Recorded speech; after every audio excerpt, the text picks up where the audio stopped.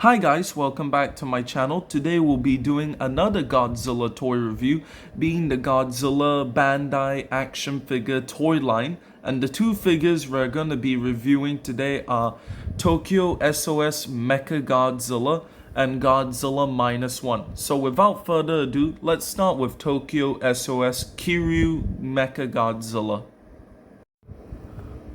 Okay, so my first thoughts on Mechagodzilla Kiryu is that it's a decent figure. It's not the worst figure. It's not the best figure also for the price you're buying it at. And this is quite surprising for Bandai to do, as they had the Godzilla toy license for a long time, and I think this is their first time actually making figures close to the Playmates Godzilla figures, where it's cheaply made. However, it's quite detailed and has quite a bit of articulation. Well, this one has more articulation than the Playmates one. But first of all, the detail on this figure is not bad. As you can see on the figure, it uses this type of marble effect that a lot of if you've bought Jurassic World Mattel figures in the past, you know what I mean, where it has this type of marble effect, and it doesn't really look like it's metal. It doesn't look like it's an actual robot. Well, I mean, other than the mechanical detail you see through the figure, you can't really tell it's a robot in my opinion. And so yeah, the detailing, a lot to be wished for. Like, I don't like the marble effect, and I don't like that you can't really tell that this part of the chest here kind of opens up in the film. It actually opens up, so yeah.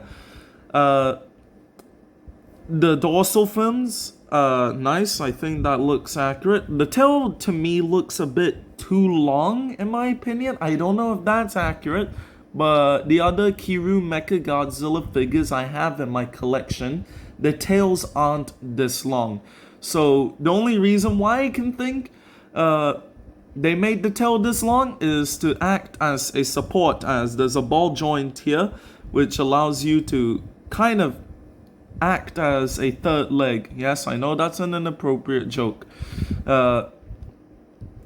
So yeah, articulation I'll go into later. So overall, I think the figure is decent. It's decently painted. You got a couple of paint details then there, such as the eyes painted yellow, the red lines here. Also, you got the little red dot there, and also the red arrows there, and the red arrows at the leg, and of course some black spots of the body, as it's quite accurate to the character. So yeah, you have the bare minimum for this figure, where you got the bare minimum of detail on it. It's not the greatest, but also I can't really be mad at this figure, mainly because of the price. Now, the price I bought this at was $25, which I think for this figure, brilliant. It's great price. However, if you buy this figure at its full retail price, being $50, now I am saying this in Singapore dollars, so all of you Americans, please do your check how much that converts to in American dollars, please. I don't want to say in this video, okay? So yeah, for 25 Singapore dollars, I think this is very good, because the Playmates Godzilla figures go for around $20, and those don't have that much articulation and that much detail. So for $5 extra, you get a better figure. However, if you paid it at full price, I would say don't do that, as with $50 in Singapore, you can buy a Higher Toys Godzilla figure, and I would say I'd rather you buy a Higher Toys Godzilla figure than this. So yeah, so the detail, okay, the paint job, bare minimum. This is basically a bare minimum figure, and just an easy job for Bandai to make some. It's an easy cash grab for them, as people will definitely buy this character as it's Tokyo SOS Godzilla, one of the most popular Mechagodzilla designs in my opinion. So yeah. Okay, next we're gonna go through the articulation of this figure. Oh no, not articulation. Before we go into articulation, I actually forgot something. But for Bandai, this is quite rare, where for those of you that don't know, Bandai also creates the SH Monster Arts line of figures. And those figures, those Godzilla figures are known to never have atomic breath or effect beam parts ever. However, for this line, you're paying $25 and you get atomic effect beam. So yeah, I don't exactly know if it was like this in the film, but that's because I never watched the film. Yes, I like this design. However, I never actually watched Godzilla 2002. Okay? Please don't be mad. I will watch it one day. I promise you. So, yeah. Comes with a nicely sculpted beam. And then all you have to do to put it is simple, where you pop off this jaw. And then you just put it in there. And yeah, it's nice. However, an issue with this I have is I don't like that sculpted downwards. I would like it to be sculpted straight forward. So yeah, that's just me. That's just me. Okay. So yeah. Okay, so without further ado, let's go into articulation. Articulation on this figure is not the best.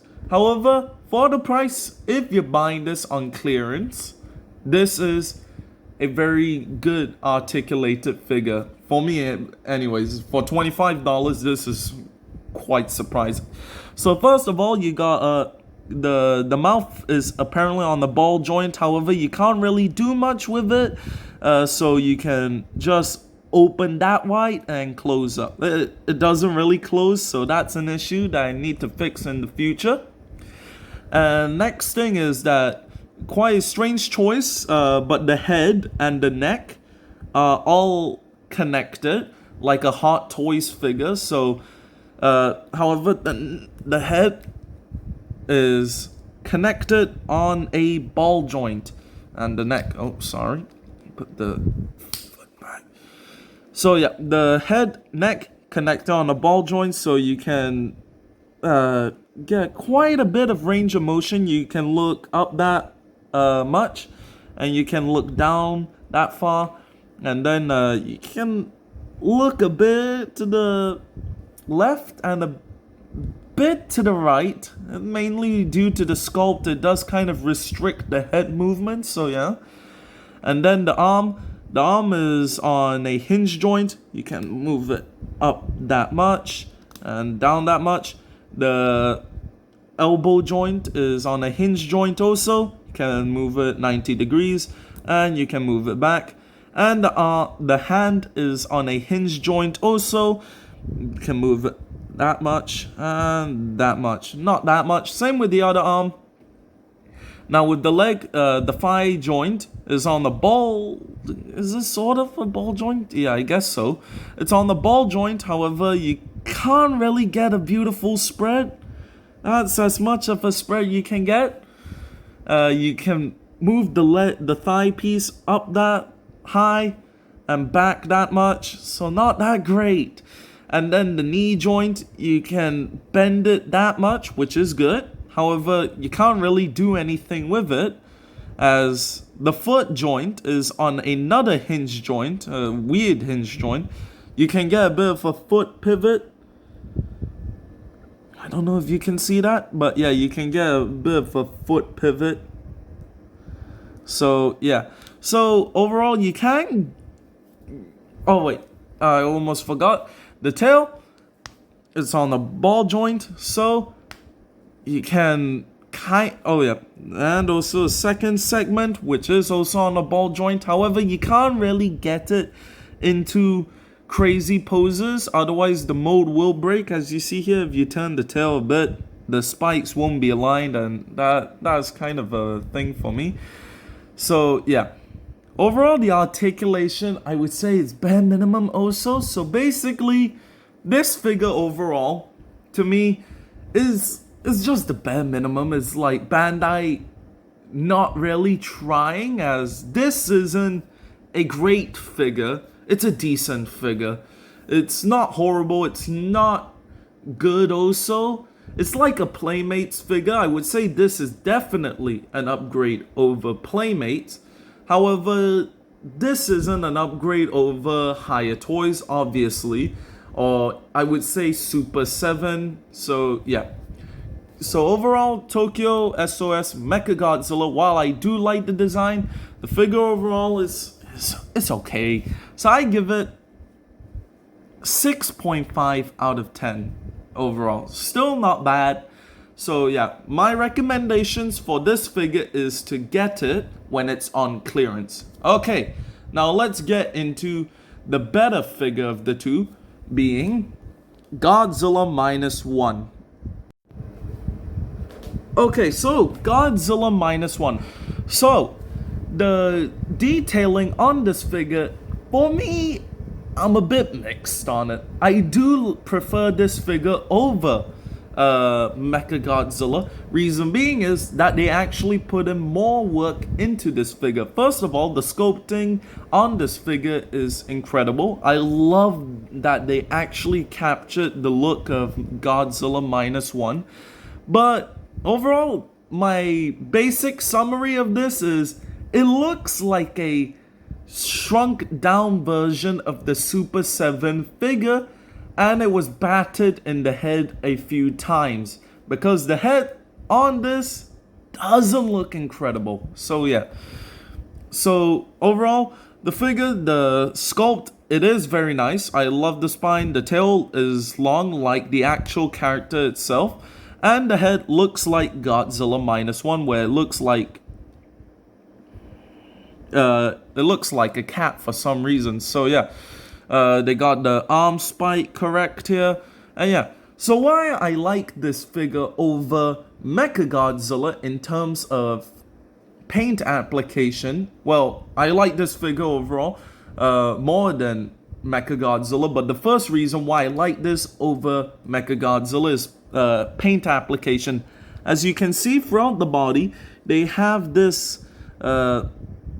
brown greenish dry brushing over the figure. I wouldn't really say it's dry brushing, but it's similar to that, where you have dry brushing on the kneecaps here, and dry brushing on the shoulders, both shoulders, and the torso, and even you get a bit on the head.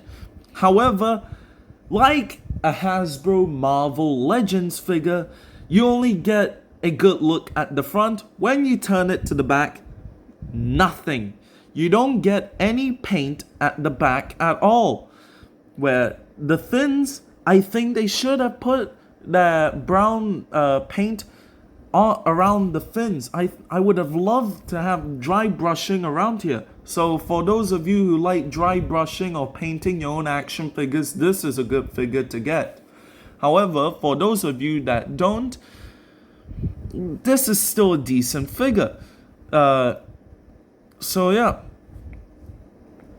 So the next thing I like to talk about this figure is the price, and is this worth it?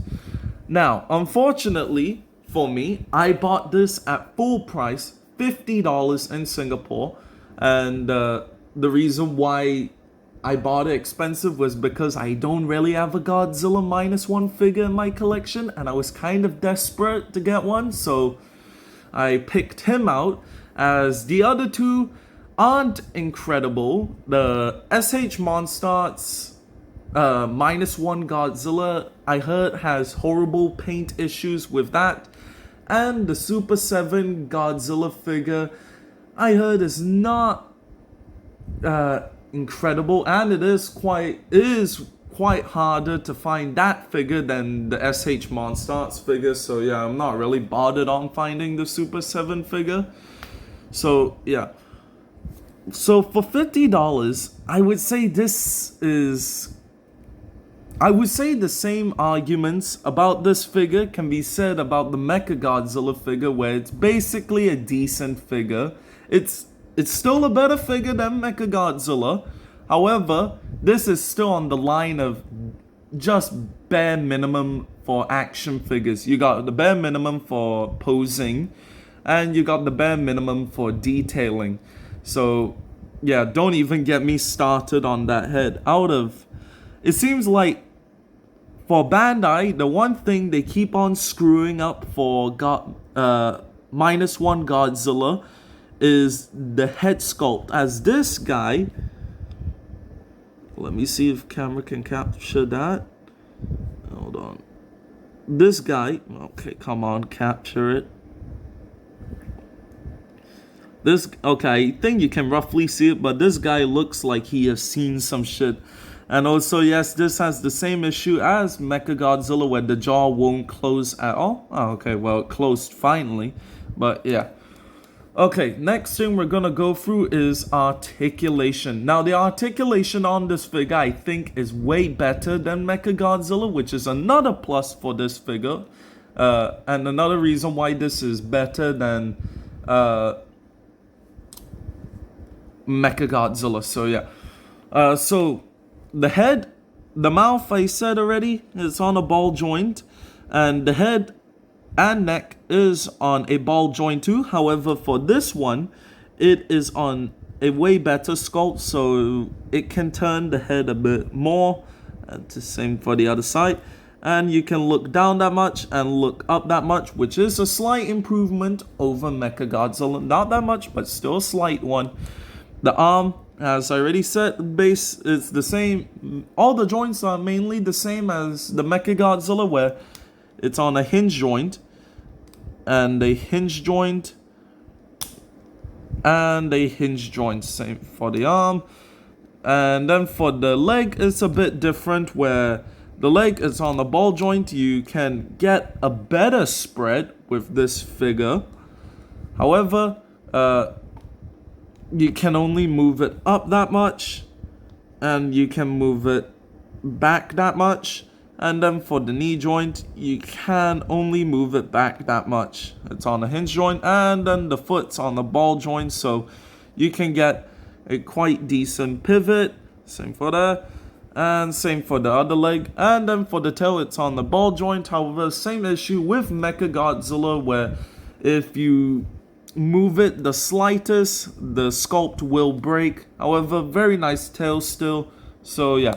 So last thing before we finish off and I give my final thoughts on this toy line, the atomic breath it comes with is nicely sculpted. I really like it. However, sad it doesn't come with the mushroom cloud. However, I think that would have been too much to ask for. So yeah, same thing with Mechagodzilla, where you just pop in and pop out the mouth. So yeah, that looks nice. So overall, I think this figure is better than Mechagodzilla. However, I still think that this is the bare minimum for a figure. If you're desperate in buying Godzilla -1, I think this is your best shot at getting one that has actual articulation. If you don't want actual articulation, I would say go for one of those soft figs vinyl figures. But if you want articulation, this is a good option at a decent price. However, I would highly recommend to wait until A, this figure goes on clearance, or B, until Higher Toys announces this figure, because we all know Higher Toys will eventually announce a Godzilla -1. So yeah. So overall, I would say it being a decent figure, better than Mechagodzilla, I give this a 7 out of 10. It's okay. It's a good figure. No, it's not a good figure, but it's not a bad figure at the same time. So yeah. Okay, before we end off the video, we're gonna do height comparisons between other Godzilla toy lines, and then give my final thoughts on the line itself. Okay, so first figure we have for height comparison is the Playmates figure. And as you can see, the Bandai one is way shorter than the Playmates figure. So yeah, that's unfortunate. So yeah, however, I would still say this figure definitely has better detail and paint jobs than the Playmates figure. So it has that. Okay, next one we are going to compare it with is two SH Monstars figure. My next review, well, hopefully next review, the 1954 SH Monstars 70th Anniversary Godzilla. And as you can see, they are roughly the same height. Of course, this one's still being shorter, while the SH Monstars Godzilla is bigger and the tail is obviously longer. So, yeah. Okay, next one we're gonna compare it with is Godzilla Evolved 2024 SH Monstars, and this one is really small compared to that. This figure being my last review. How can I hold on? Okay, there we go. So yeah, the tail is obviously longer, so yeah. And the last figure being the best Godzilla in general, in my opinion, is the Higher Toys Heat Ray Godzilla. And wow, there's quite a big height difference there, so yeah. Okay, so overall thoughts of this toy line. I think this is a nice toy line for mainly kids, and it's kind of like a gateway for kids to get into Godzilla collecting. Like, this is good for kids mainly, in my opinion, where they don't have that much paint detail on them, so it does encourage kids to play with them, and I do like that. However, for collectors, I still don't think that this is a horrible toy line. I think this is a toy line worth looking into and worth buying it at a correct time, where I would definitely buy more of these figures if they are on clearance for around 25 Singapore dollars. However, I would definitely not buy these figures when their full retail price being $50. So yeah, that's my thoughts overall, as you get the bare minimum for a figure, being the bare minimum basic articulation, barely any detailing, however, a very good sculpt. So yeah, I think this is worth picking up on clearance. However, it's not worth picking up at full price. So yeah, overall, I hope you like my review on these figures. If there's any way I can improve on my videos, please tell me in the comments section down below. And yeah, if you enjoyed this video, please subscribe. I would love to keep on uploading more toy reviews next year, or gaming videos. So yeah, anyways, have a nice day, and I'll see you in the next one. Bye bye for now. Bye bye. Hi, okay, I know the video ended, but I forgot to ask. Please say in the comments section down below which of these two figures you would like me to review next. The first one I already showed earlier, being the SH Monstars 1954 Godzilla figure, which is a very nice figure, or the Higher Toys Skullcrawler 2024. So yeah, please tell me which of these two figures you would rather see a review of. I'll look through the comments, and whichever one I see more of, I'll make a review of next. Okay, bye bye for now.